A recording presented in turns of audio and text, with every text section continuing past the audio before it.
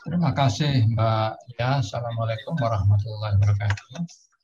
Alhamdulillah yang saya hormati Pak Rimawan selaku inisiator Sonjo, Dr. Glory, Bu Ani, Mas Ari, dan Bapak sekalian yang mohon maaf saya tidak bisa sebut satu-satu.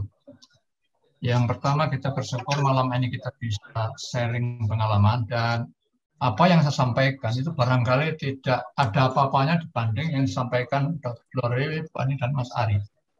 Saya ini kan hanya pupuk bawang itu, Jawa itu. Ya, hanya membantu-bantu begitulah ya. Tapi yang pasti Bapak sekalian, dengan pandemi COVID ini orang yang cerdas ya, itu akan mengambil hikmah dari apa di balik bencana itu. Pasti itu.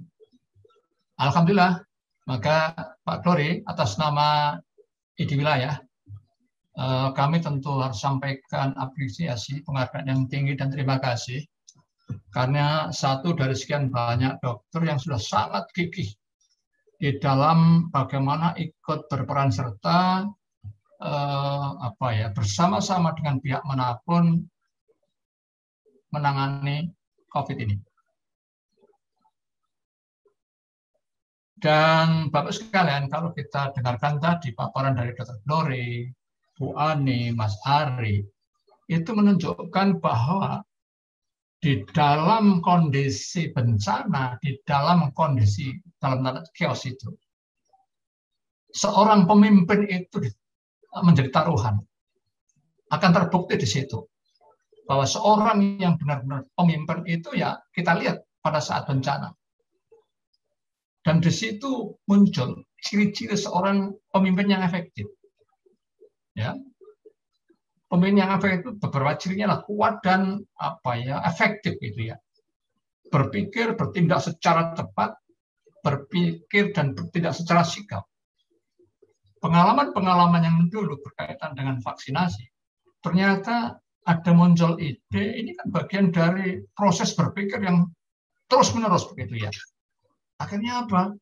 Mari kita coba vaksinasi berbasis desa, itu kan tidak mudah. Nah, Ibu Bapak sekalian, saya akan coba, moga-moga ini benar ya. Vaksinasi per tanggal 11 September 2021. Dan ini saya kira juga hasil dari paling tidak bertiga, Dr. Glory, Bu Ani, dan Mas Ari tadi yang bekerja luar biasa. Dari cakupan DIY 2.879.000 sekian, itu ternyata dosis pertama sudah mencapai 67,91%. Ya, sudah 1.955.000 sekian. Dosis kedua, ya, itu sudah tercapai 884.000 sekian. Artinya 30,70%. Nah, kalau kita lihat kemudian data di sini, itu ternyata yang masih cukup rendah itu cakupan untuk remaja, SMA, SMP, dan sebagainya. Ya, kalau tenaga kesehatan itu dosis kedua sudah melampaui, ya, pelayanan publik itu sudah 94%, lanjut usia masih perlu ditingkatkan 34%, ya. Umum itu masih juga 18% dan remaja 14%. Itu. Nah, kalau kemudian kita melihat apa sih tujuan vaksinasi, Bapak Ibu sekalian? Nah, coba nanti saya kira Bu Ani, Pak Ari, kita coba data.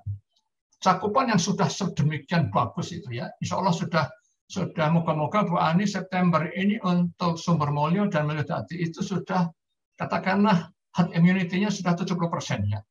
Apa yang kita lihat nanti? Yang pertama tentu akan menurunkan angka kesakitan dan kematian akibat COVID. Betul enggak itu? Pertama. Yang kedua, akan mencapai kekebalan kolektif, kelompok, herd immunity. Untuk apa? Untuk melindungi masyarakat. Yang ketiga tentu 1-2 itu akan menjaga produktivitas dan meminimalkan dampak sosial dan ekonomi yang sekarang sedang kita rakyat bersama. Yang keempat tentu pasti melindungi dan memperkuat sistem kesehatan secara menyeluruh. Nah, coba Bu Ani, Pak Ari, nanti hitung-hitungan itu barangkali dengan Dr. Glory kita coba Mas, Dr. Glory, untuk lebih meyakinkan kepada siapapun bahwa dengan gerak cepat, dengan sigap ya, yang dikomandani katakanlah Dr. Glory, kemudian kolaborasi, kerjasama, koordinasi dengan dua lurah yang hebat-hebat ini, itu akan kita yakinkan kepada pihak manapun akan apa?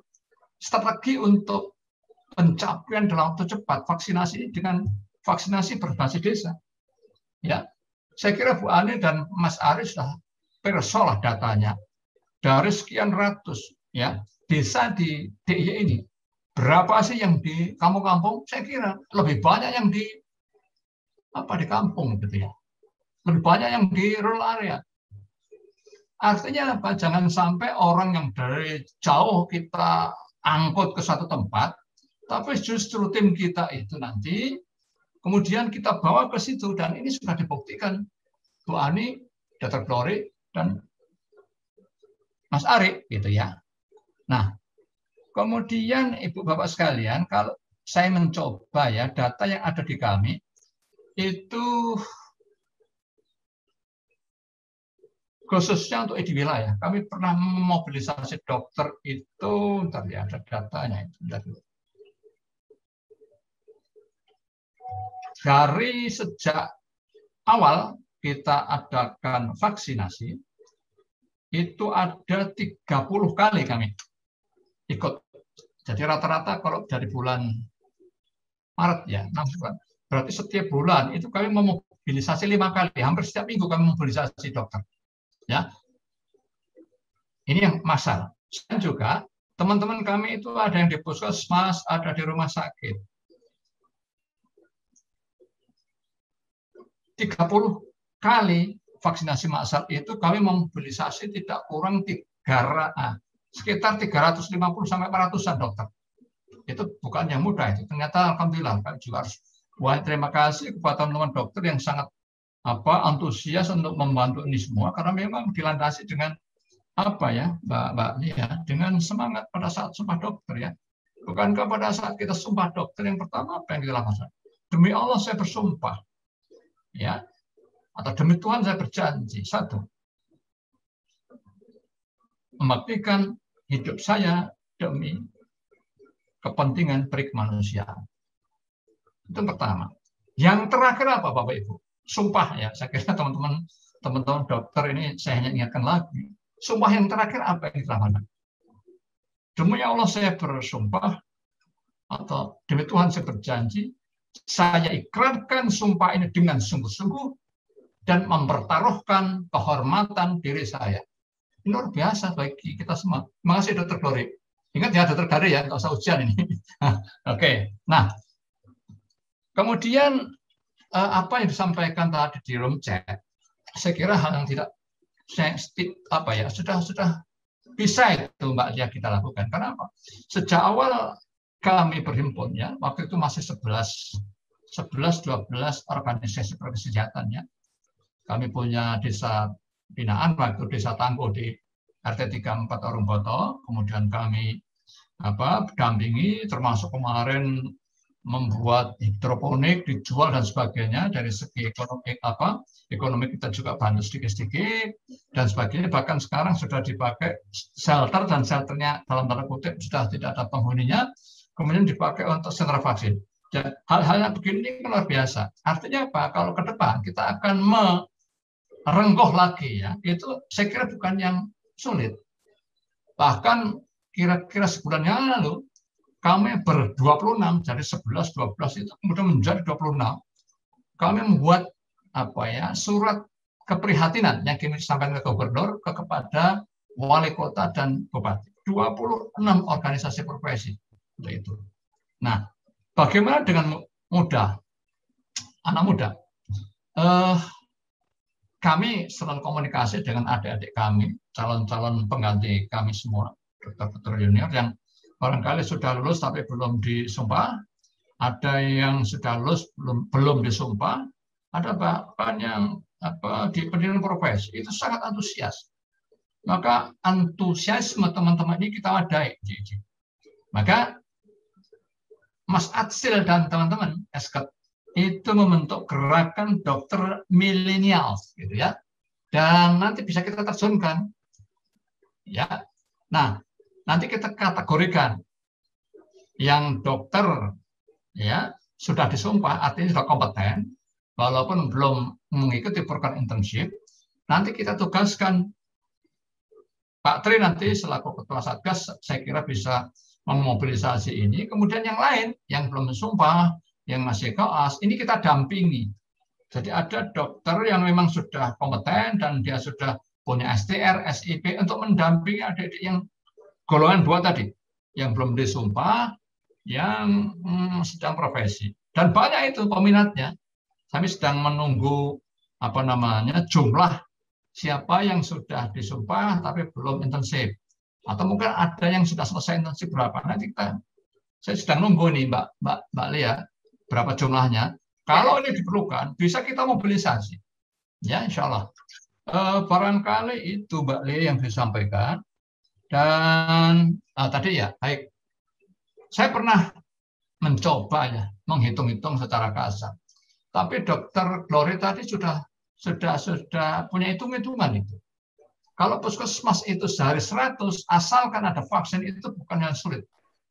Saya pernah telepon 2 kepala puskesmas, Mas Mbak, kalau panjenengan ada vaksin, sehari 100 itu bisa. Kemudian saya telepon 2-3 direktur rumah sakit, Mas Direktur, Mbak Direktur, kalau panjenengan satu hari vaksin 500 sampai 1000 bisa. Ya, rumah sakit PKU itu bahkan sampai 1000. Satu hari itu 1000. Sehingga antrinya itu sampai di pertigaan yang di jalan kayak jalan itu Mbak Lia. Sehingga waktu itu sampai ada Satgas Covid kecamatan yang akhirnya pendekatan akhirnya kita urai, termasuk terima kasih dari Pak siapa yang ahli IT-nya MIPA Mas Pak Mardani ya, masih Pak Mardani. Alhamdulillah, artinya apa Bapak Ibu? Kalau rumah sakit itu ya, jadi nanti strateginya selain vaksin berbasis desa, kita kembalikan ke Vaskes. Puskesmas itu ada 120, takal yang menilai 60 kali 100 sudah 6.000 sehari. Rumah sakit 76 itu kalau 40 saja 22.000. Artinya kalau vaksin itu memang sudah tersedia dengan baik, kembalikan saja ke Vaskes. Ya, jadi nanti ada Vaskes gerak cepat, kemudian vaksin berbasis desa itu dalam waktu sebulan 2 bulan, herd immunity itu bukan yang sulit menurut saya. Tapi ingat, harus tersedia vaksinnya. Karena vaksin, insya Allah kalau di Vaskes itu tidak perlu macam-macam. Ya. Sarana prasarannya ada, kemudian tenaganya insya Allah cukup, dan sebagainya. Gitu. Dan itu kita bisa atur jam sekian, sehingga akan mengurangi kerumunan-kerumunan. Kalau toh masih ada vaksinasi massal, saya kira itu juga hal yang baik. Hanya saja ekses dari kemungkinan bertemunya banyak orang itu dengan terjadi klaster itu bisa kita hindari. Dan beberapa kali saya mengikuti vaksinasi massal dan kita sudah semakin cerdas sehingga kumpulan-kumpulan itu memang sudah bisa kita hindari dengan baik. Lain dengan kira-kira bulan-bulan April ya, atau Mei itu masih ya pada saat di wilayah diminta untuk membantu vaksinasi pertama, teman-teman dari Kadin, perusahaan-perusahaan itu sehari 5.000, itu berjubel tak karuan. Waduh, ya gimana lagi gitu ya. Tapi sekarang kita sudah semakin bagus. Jadi nanti ada vaksinasi berbasis desa, ada vaksinasi massal, kembalikan vaksinasi Vaskes dengan catatan adanya vaksin yang cukup, maka insya Allah herd immunity di Jogja sebelum tahun 2022 insya Allah selesai. Dan moga-moga nanti tujuan vaksin tercapai. Ya, tadi yang 4 tadi. Saya kira itu di Mbak Lia yang disampaikan. Mohon maaf